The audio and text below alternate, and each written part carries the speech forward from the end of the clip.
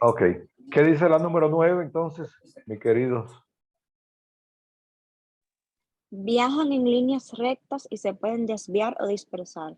Exactamente. O sea, ya ustedes saben, los rayos X viajan recto, derechito, pero si chocan, puede ser que se desvíen. Eso lo veremos más adelante, de las radiaciones secundarias. Viajan en ondas, o sea, tienen ondas y una onda corta con una frecuencia alta. Y otra cosa, la número 11, ¿qué dice ahí? ¿Qué es la número 11? Pueden causar cambios Pueden biológicos en causar- las células vivas. ¿Qué ustedes piensan que es eso?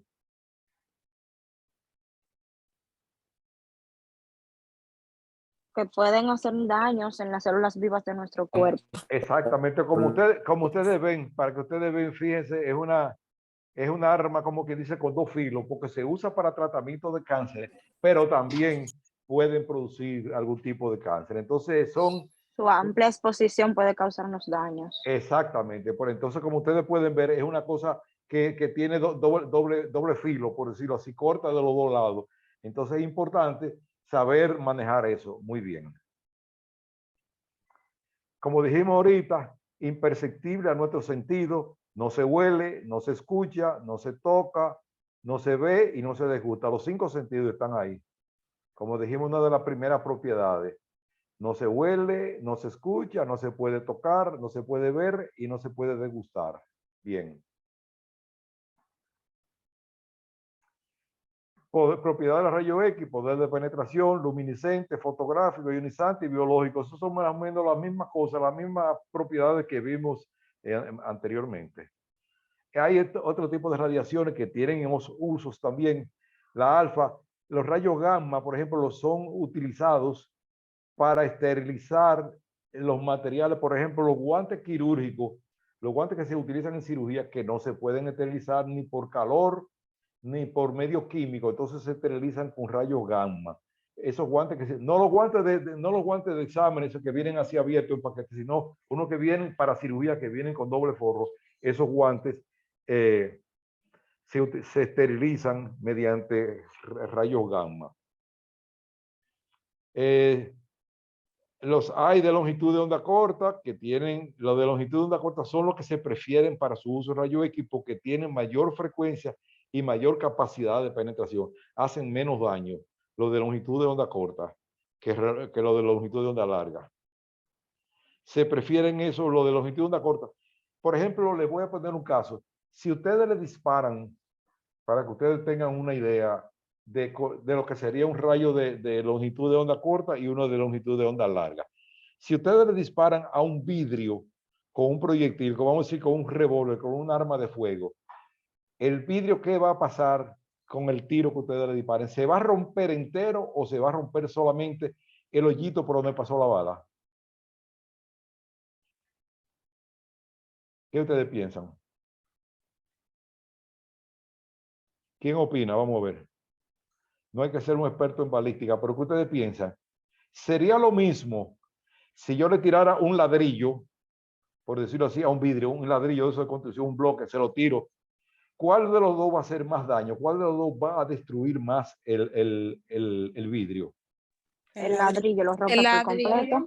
Exactamente. Entonces, el ladrillo. Sin embargo, el proyectil de armas de fuego solamente va a abrir un hoyito por donde pase el plomo. Entonces, esa es una diferencia que yo le quiero poner. Se prefieren los de longitud de onda corta. Ladrillo. ¿Cómo? No te oí. Repite otra vez, que no se oyó bien. No se oyó. Bueno, no importa. Como le decía, se prefieren los de longitud de onda corta, que en dado caso sería algo comparable a con un disparo con un proyectil que solamente va a hacer daño en el sitio que está cercano por donde toca, que no de longitud de onda larga, que van a hacer más daño en todo el tejido periférico, todo el tejido circundante. Entonces, en rayo X se prefiere la longitud de onda corta porque hace menos daño. Eso es importante que lo tengan en la cabeza, aunque no vayan a ser radiólogos, pero que sea. Mira, ¿qué dice aquí? En esas dos líneas, ¿qué dice ahí? Longitud de onda larga, menor frecuencia y capacidad de penetración. O sea que tienen menor capacidad de penetración, pero sí de destrucción. Ese es lo de longitud de onda larga. Lo de onda corta es todo lo contrario, o sea que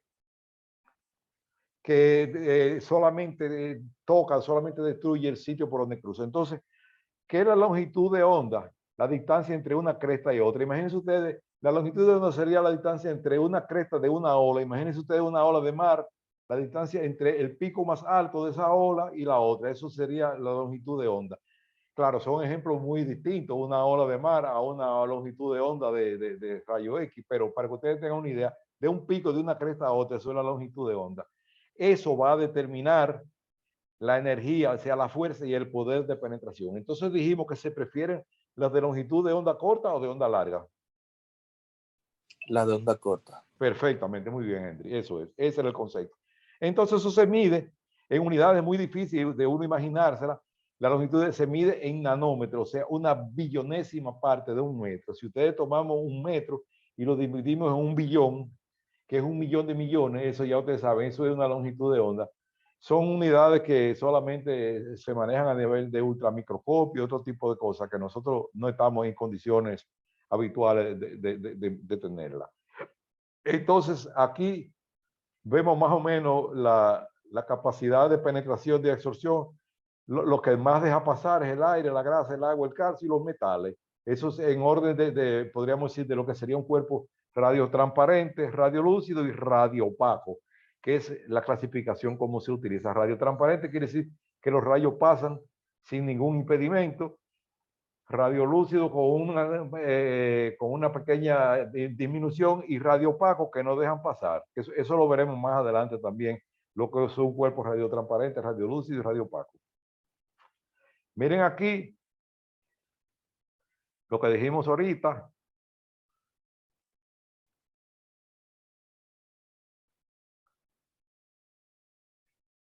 Lo que dijimos ahorita, que los electrones son acelerados bruscamente sacados de la órbita y entonces eso es lo que genera los rayos X. Este electrón fue acelerado rápidamente y se sacó de la órbita y entonces eso crea un estado que se llama de ionización y eso es el principio de cómo se van a ir formando los rayos X.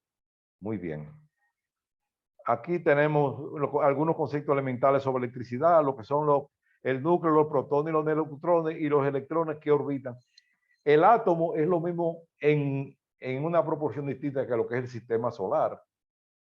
El sistema solar, el Sol está en el medio y los planetas orbitan alrededor de él. Y aquí en esto, en la electricidad, en los conceptos sobre electricidad, el núcleo está en el centro y los protones, neutrones y los electrones orbitan alrededor de él. Eso es un sistema solar en miniatura, podríamos decirlo. El electrón es lo que se llama la partícula elemental de la electricidad. La parte más elemental. Eso es un concepto que viene desde los griegos. El concepto de electricidad viene desde los griegos. Eso no es de ahora. Está rodeado constantemente por un campo eléctrico y durante su desplazamiento adquiere momentáneamente otro campo magnético. Ionización es eso, el proceso por el que se agregan o se sustraen electrones de átomos o moléculas originando iones. La radiación, como dice ahí, es producida por átomos inestables.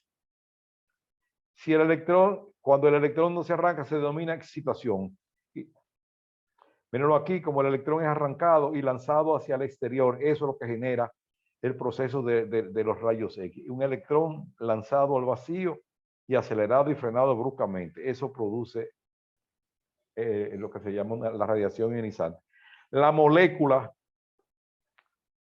es la parte más pequeña de un material que conserva sus propiedades físicas.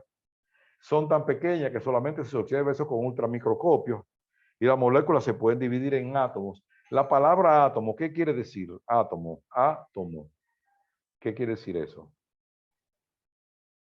El prefijo... Bueno, el átomo es ¿Cómo? Dime. que el átomo es la partícula más pequeña que hay. Exactamente. ¿Y es divisible o indivisible? Divisible. Anteriormente se pensaba que era indivisible, que no se podía dividir, pero con la creación de la bomba atómica se comprobó que sí, que el átomo era divisible y miren el tremendo poder que tiene el átomo. Fíjense que todavía en Hiroshima Ahí hay sitios donde no crece, donde no hay vida ni vegetal ni animal. Después de bombardeo en el 45, cuando el ataque de Hiroshima, cuando tiraron esa bomba, ese hongo grandote que se veía así, todavía eso. Ya ese concepto de átomo, o sea, ya hay que quitarle la A, porque ya el átomo se comprobó que sí era divisible, porque átomo quiere decir que era indivisible, pero ese, el concepto de la bomba atómica lo cambió radicalmente. Mírenlo aquí. Aquí tenemos un mouse jugando con un man. En vez de ser el man, este es el mouse. El mouse, el ratón está usando al man. Una caricatura, un dibujito muy gracioso. Bueno, déjame ver, todavía seguimos. Faltan 10, vamos a seguir hasta que lleguemos, hasta que se nos acabe el tiempo. Bueno, tensión o potencial. ¿Qué dice que es tensión? Fíjense, esos son términos que a veces pueden resultar como medio chocante, tensión o potencial. ¿Quién lee? A ver lo que dice ahí. ¿Qué es la tensión? ¿Qué dice ahí en esa línea? La capacidad para desarrollar un trabajo resulta del choque originado entre los electrones al pasar a través de un conductor, y mayor cantidad de electrones, más intensa la fuerza que los separa. Exactamente. Le voy a poner un ejemplo para que ustedes se lo imaginen en grande. Un ejemplo macro. Si todos queremos entrar al mismo tiempo en una guagua, en un autobús, ¿qué va a pasar? Todos lo queremos meter al mismo tiempo por la puerta. ¿Qué va a pasar? Que va a haber... Un estancamiento.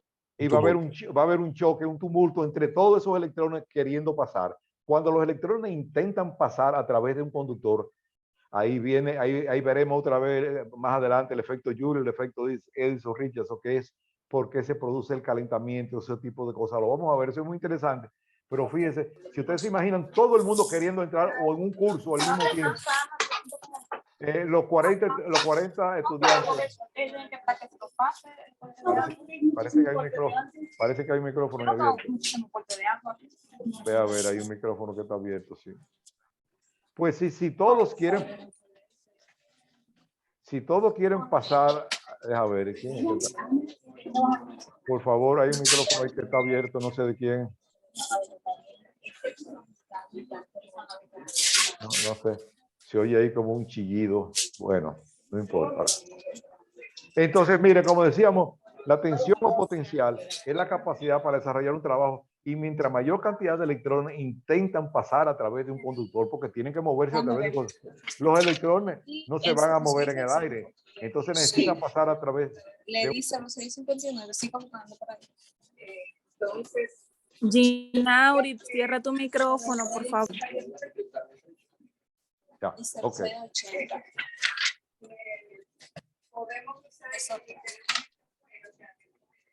Ok, gracias. Bueno, entonces vemos eso ahí.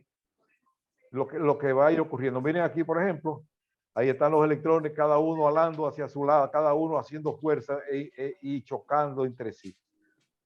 Mientras menor cantidad de electrones intenta circular a través del conductor, imagínense que esto sería un conductor, menor tensión habrá. Cuando hay mayor cantidad de electrones que quieren circular, mayor tensión va a haber. Si una gente entra, si una persona entra tranquilo por una puerta, no pasa nada, pero si 40 personas quieren entrar al mismo tiempo por esa puerta, entonces va a haber un choque, va a haber mayor tensión. Ahí se va, veremos más adelante lo que es el efecto Joule, el efecto de Edison-Richardson, o sea que tiene que ver con la cantidad de electrones y ese tipo de cosas y el calentamiento que se produce. Entonces dice, esta es otra condición también que hay que importante.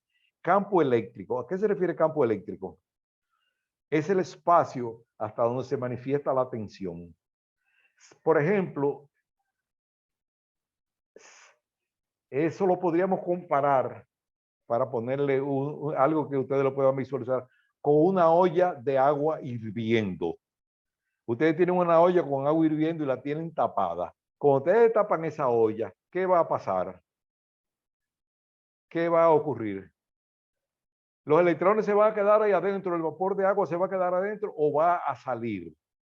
Va a salir en forma de en forma de burbuja de lo que fuera. Entonces eso mismo pasa en los campos eléctricos. O sea, ¿qué es un campo eléctrico? Por ejemplo, nosotros tenemos cerca de la universidad, ahí atrás del Archivo de la Nación, por el Hispaniola, tenemos bancos de transformadores donde hay una gran cantidad de energía almacenada. Entonces, por eso a veces le ponen campo eléctrico, alta tensión, no tocar, porque muchas veces los electrones, por decirlo así, se desbordan y se salen y pueden atraerte o repelerte. O sea, eso ocurre. El campo eléctrico es, como dice aquí, la distancia, el espacio hasta donde se manifiesta la tensión.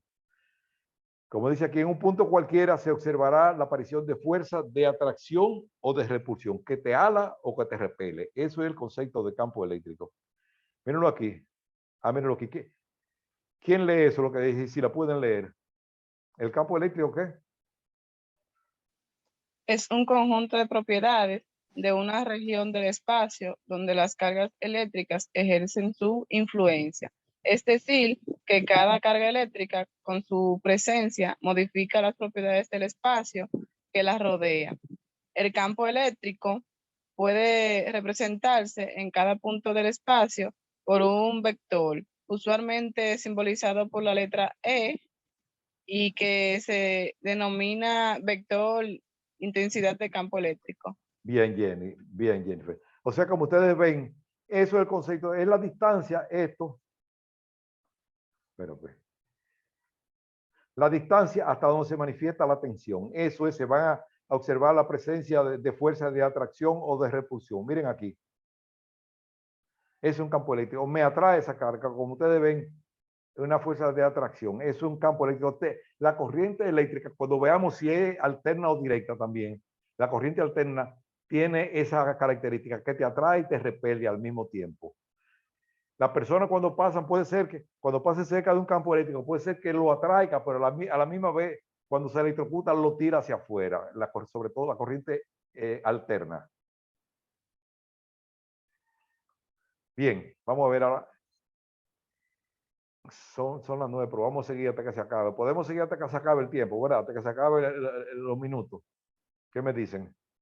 ¿O tienen compromiso a las Sí, 9? doctor. Ah, pues vamos a seguir, perfecto, hasta que se nos acabe el tiempo. Entonces, como dice ahí, la corriente eléctrica es la acumulación, como ustedes ven, o desplazamiento de electrones a través de un material. Por supuesto, tiene que ser un conductor. ¿Cuáles son los mejores conductores? ¿Los metales, los plásticos, el aire o el agua? ¿Cuál es el mejor conductor de todos? Los mejores conductores de la electricidad. Metales. Los metales, exactamente. Son los mejores conductores. Entonces, como dice aquí, si uno tiene exceso, la tensión del primero tratará de igualar a la del segundo. Es decir, la corriente va a correr desde el que tiene más hacia el que tiene menos.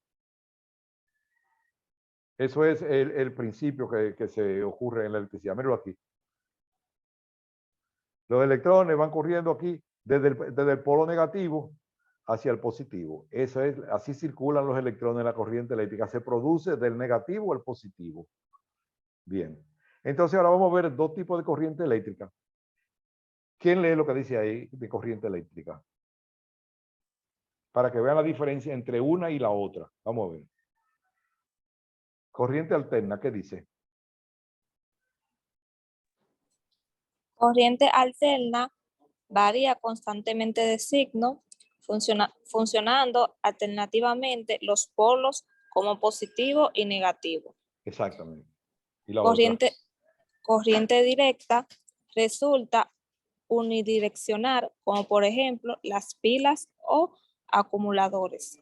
Los acumuladores son lo que la gente llama batería. Por ejemplo, la nevera de la casa, los bombillos de la casa, todo eso funciona con corriente eléctrica alterna o directa. En la casa, ¿qué tipo de corriente que hay? Alterna. Creo que alterna. Corriente alterna, exactamente, que constantemente va variando de signo, por eso le llaman alterna. Positivo, va cambiando, y eso se le llama el ciclo, de cada ciclo, dependiendo de la frecuencia con que cambie. Y corriente directa, por ejemplo, los celulares tienen una batería que es corriente directa, los focos de alumbrar tienen una corriente directa, las baterías de los carros, los acumuladores tienen corriente directa, todo ese tipo de cosas tienen corriente directa. Entonces eso es la diferencia entre corriente alterna y corriente directa. Míralo aquí, corriente directa, el sentido de la corriente no cambia. Miren aquí, es una batería Y esta corriente alterna, el sentido de los electrones está cambiando periódicamente de acuerdo al tiempo. Eso es la corriente alterna. Corriente directa y corriente alterna. Polo, los polos negativos por el cual salen los electrones, o sea, dijimos que va del polo negativo al polo positivo. Ahí lo vemos. Negativo y negativo y positivo.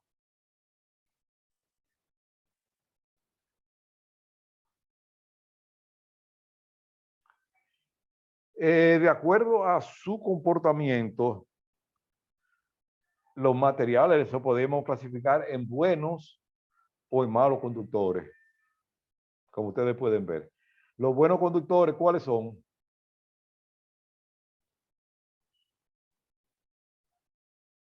Los buenos conductores, ¿cuáles son? Metales. Los metales.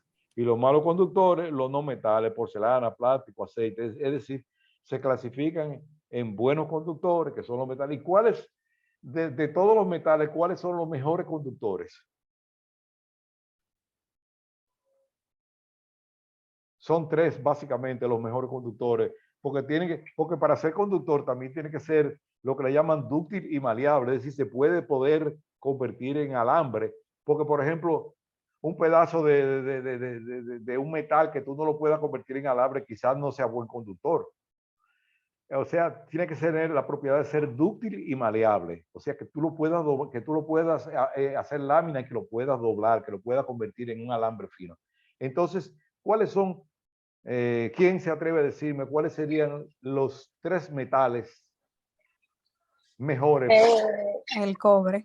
¿Cuál El más? cobre, la plata y el oro. Exactamente, muy bien. Esos son los tres mejores conductores porque son dúctiles y maleables. Claro, por supuesto, ahí interviene ya un factor que sería el costo, porque imagínense ustedes si pusieran los alambres de oro, los alambres de electricidad de oro o de plata, ya ustedes saben, no habría electricidad, porque todo el mundo se va a coger. Entonces, por eso se utiliza el cobre, que es el más barato cobre. Pero cobre, oro y plata son los mejores conductores por las propiedades de ser dúctil, por la capacidad de ser dúctil y maleable. Muy bien. Entonces, bien, perfecto. Mírenlo aquí. Por ejemplo, el latón, una hojalata, el bronce, los metales galvanizados, el acero, ese tipo de cosas, ese tipo de metales no se pueden hacer en alambre porque no tiene la capacidad de ser dúctil o maleable. Entonces, claro, pero como ustedes ven, cobre, hierro, la plata no la meten ahí, pero no sé, pero la plata es de los mejores. Ni el oro tampoco está puesto ahí. Bien. Entonces, vamos a ver lo que es la fuerza electromotriz. Como dice ahí, es la diferencia entre los dos potenciales de los dos puntos de un circuito.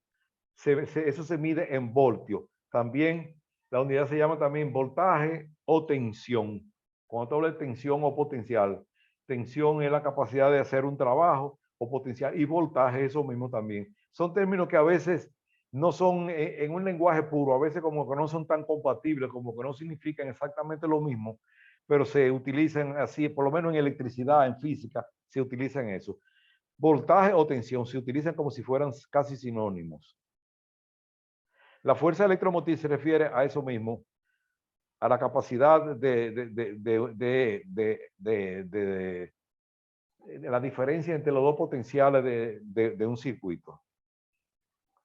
Intensidad, otro concepto también importante. La cantidad de electrones que se desplazan por sección de un conductor, es decir, la cantidad de electrones que cruzan durante un segundo. Eso es lo que se llama intensidad o el amperaje. La cantidad de electrones. Si circulan 5 amperes, no es lo mismo que si sean 20 amperes, 30 amperes. O sea, la cantidad de electrones que van a circular por una sección de un conductor durante un segundo. Esa es la intensidad o el amperaje. Se mide en ohmios. A esa otra cosa. La resistencia es la mayor o menor oposición. Y eso se mide en ohmios. Perdón, la intensidad no se...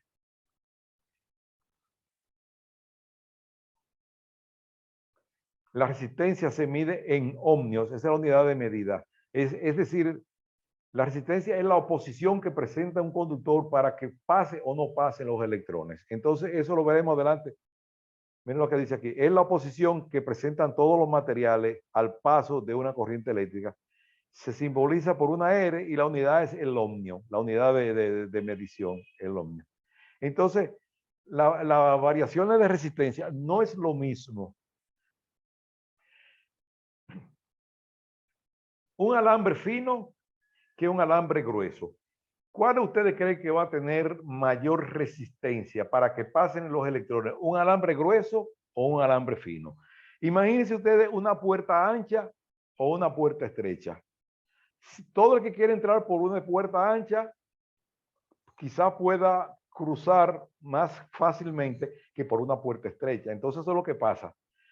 Va a ser directamente proporcional, como dice aquí, a la sección, directamente proporcional a la longitud e inversamente a la sección. ¿Ustedes han visto alguna vez esas estufitas que se utilizaban, que tenían como un alambrito enrollado para cocinar? Unas estufitas que hacían, esas estufitas eléctricas que eran como en forma de espiral. ¿Ustedes las llegaron a conocer o ya eso no se ve? Sí, yo la llegué a conocer. ¿Verdad? ¿Qué características tenían lo que la gente le decía la resistencia? ¿Cómo era la resistencia? Descríbemela. ¿Era un alambre corrido o un alambre enrollado? Un alambre enrollado. ¿Y por qué tú crees que ese alambre era enrollado? ¿Para qué? Dime, Henry. Supongo que para que los electrones se puedan desviar más fácil. Y que chocaran entre sí, que tuvieran, vamos a decir, que se le hiciera el camino más largo. Fíjate que tenía esas dos características. Camino largo, o sea, un alambre enrollado no es lo mismo que un alambre liso. Un alambre liso tú llegas de un extremo a otro, pero un alambre, imagínate tú caminando, por ejemplo, que tú te metan en un laberinto o que tú te metas en una avenida recta. ¿Cómo tú te vas a cansar más? ¿Cómo tú vas a chocar más? Que la gente intente pasar a través de un laberinto, que es una cosa retorcida, o que sea un camino recto. ¿Dónde tú crees que se va a generar más calor? ¿A través del laberinto o a través del alambre recto? En el laberinto. Del laberinto, ¿Verdad? del laberinto, ¿verdad? Porque los electrones van a chocar, van a ir chocando y van a querer pasar todo al mismo tiempo. Y encima de eso va a tener una sección fina.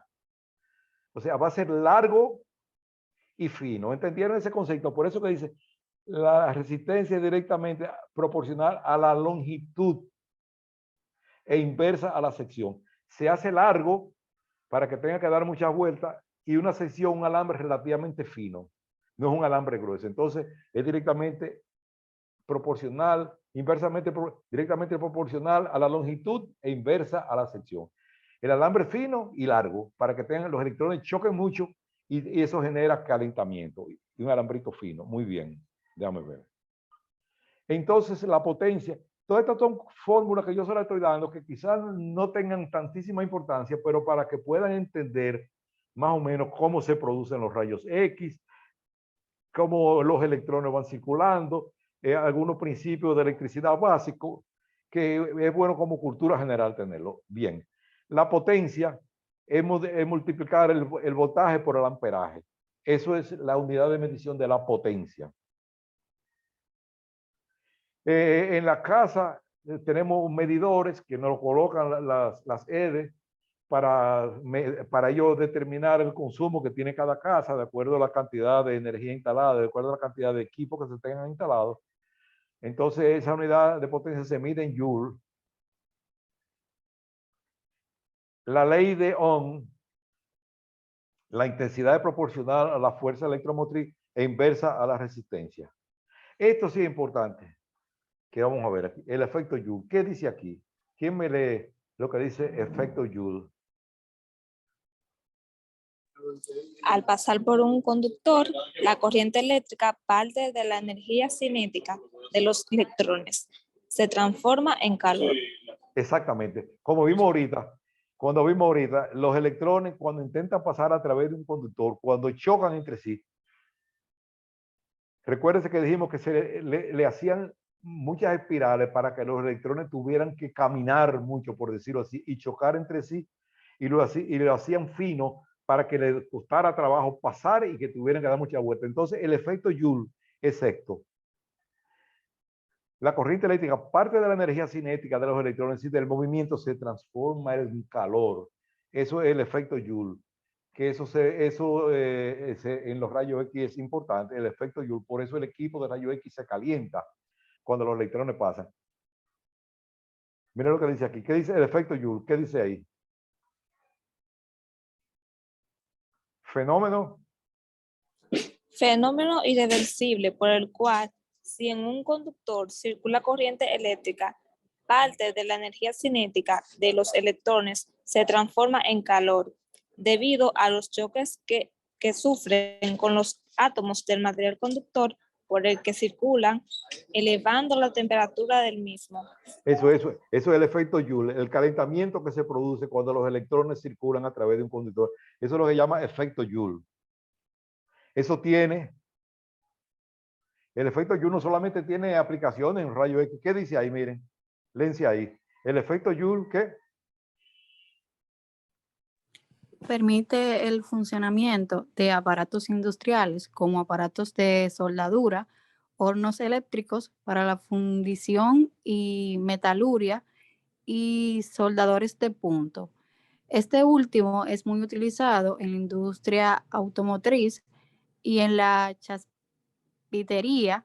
Reemplaza con ventaja el sistema de remanchado. O sea, como ustedes pueden ver, eso en la soldadura eléctrica, en los carros, en los hornos eléctricos, todo ese tipo de cosas se aprovechan. Ese es lo que le llaman el efecto Joule, el calentamiento que se genera cuando los electrones circulan a través de un conductor. Eso es el efecto Joule.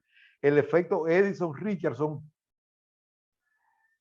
como dice ahí, cuando por el efecto Joule se desprenden, lo que yo les dije ahorita, la nube o vapor de electrones, o sea, los electrones saltan, por decirlo así, se salen, por decirlo así, del alambre, entonces forma el efecto Edison-Richardson. Eso se utilizó mucho ya en la radiodifusión y otra cosa. El efecto Compton. Entonces vamos a ver el efecto Edison-Richardson, míralo ahí. ¿Qué dice ahí? ¿Cómo funciona el efecto Edison-Richardson?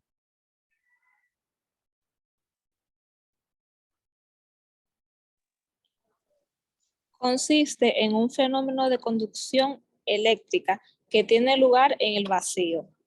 Edison descubrió que los electrones que se desprenden de un filamento incandescente pueden ser atraídos por un electrón positivo dispuesto en el mismo tubo. Con las mejoras oportunas, dicho invento sirvió de base para el desarrollo posterior de la electrónica. Concretamente, resultó una aportación imprescindible para la radio y la televisión en la mitad del siglo XX. Como ustedes pueden ver, o sea, el efecto Edison-Richardson fue que sirvió de base de soporte para la radio y la televisión. El hecho de que esos electrones, el vapor de electrones se puede propagar, y entonces ahí nació la radio y la televisión. Primero la radio, porque la radio vino primero y la televisión después. La imagen fue un poquito más complicada, la transmisión de la imagen. Miren aquí, como se ven los electrones saltando, por decirlo así, del electrodo. Eso es la nube o vapor de electrones. Queda 1 minuto y algo. Cuando terminemos, ya ustedes saben, les recuerdo a todos y a todas que a partir de ahora pueden enviar la tarea. Está en la unidad 1, que es la historia de la radiología. Traten de ir, si quieren ir adelantando otras tareas, la pueden tener guardada y la van enviando en la fecha, porque la plataforma, uno le pone cada fecha límite para enviarla y para terminar de recibirla. Traten de hacerla siempre con tiempo para que no haya ningún problema. Está bien. Entonces, el cátodo es por donde se generan, de que se calienta y entonces se rebota en el ánodo y entonces ahí se emiten las radiaciones hacia el exterior. Dijimos que qué cantidad de de onda efectiva se obtiene a través de la emisión de los rayos X? ¿Cuánto se disipa en calor y cuánto se convierte en onda efectiva? ¿Cuánto se convierte en calor y cuánto en onda efectiva? ¿Qué por ciento? Ok, menos de 1% en onda efectiva y el resto en calor. Exactamente, muy bien, perfecto. Vamos a ver. Si ustedes quieren, ya queda menos de un minuto. Si tienen alguna pregunta, pues ya no vale la pena, nos quedamos aquí en esto ya para empezar la próxima vez con